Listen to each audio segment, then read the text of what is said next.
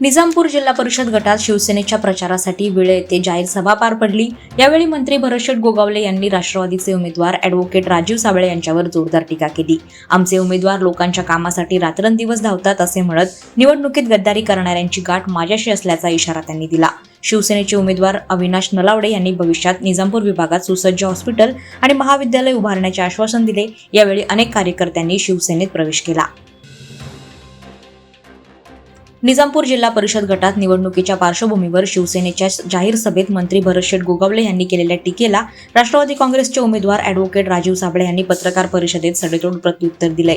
विरोधकांकडे प्रशासकीय आणि कायदेशीर ज्ञान नसल्याचा आरोप करत मी 20 वर्ष जिल्हा परिषदेत विविध पदांवर काम केलं असून मंत्री गोगावले यांच्यापेक्षा वरिष्ठ असल्याचं साबळे यांनी स्पष्ट केलं। विरोधी पक्षनेते आणि सभापती पदाचा अनुभव असल्यानं मला कुणाच्याही सल्ल्याची गरज नसल्याचं त्यांनी ठामपणे सांगितलं। आंबेपूर कुर्डूस जिल्हा परिषद मतदारसंघात उमेदवार रसिका केणी यांच्या प्रचाराने वेग घेतलाय। पारंपरिक वाद्याच्या गजरात काढण्यात आलेल्या रॅलीनं संपूर्ण मतदारसंघाचं लक्ष वेधून घेतलं।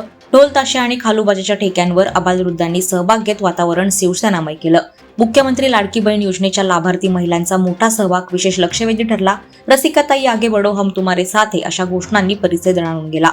नागरिकांच्या उत्स्फूर्त प्रतिसाद पाहता परिवर्तन अटळ असल्याचा विश्वास व्यक्त होतोय।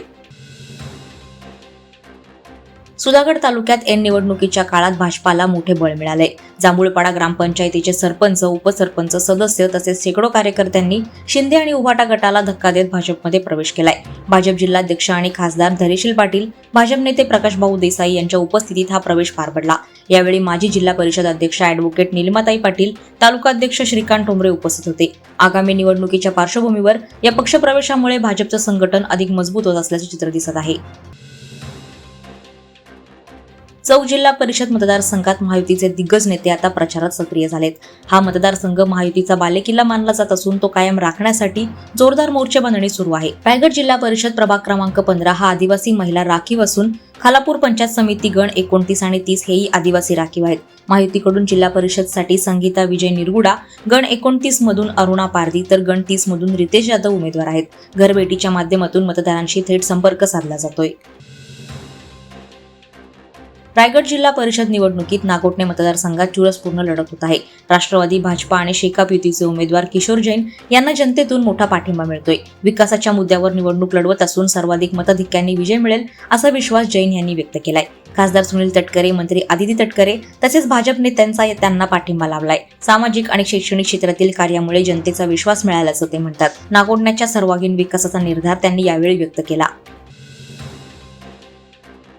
राजपुरी जिल्हा परिषद गटात निवडणुकीच्या पार्श्वभूमीवर आरोप प्रत्यारोपांना धार चढली आहे। शिंदे गटाचे उमेदवार विघ्नेश माळी यांनी 2017 मध्ये निवडून आलेल्या राष्ट्रवादी शेकाप युतीच्या उमेदवारांवर जोरदार टीका केली आहे। या काळात उमेदवार सत्तेत असतानाही 12 ग्रामपंचायतींमध्ये एकही ठोस विकास काम झाले नसल्याचा आरोप त्यांनी केलाय। जिल्हा परिषदेच्या निधीतून झालेल्या कामांची एकही पाठी दाखवा आणि 1000 रुपयांचे बक्षीस मिळवा असं खुलं आव्हान माळी यांनी दिलंय। त्यांच्या निष्क्रिय कार्यकाळामुळेच विकास रखडल्याचा दावाही त्यांनी केलाय।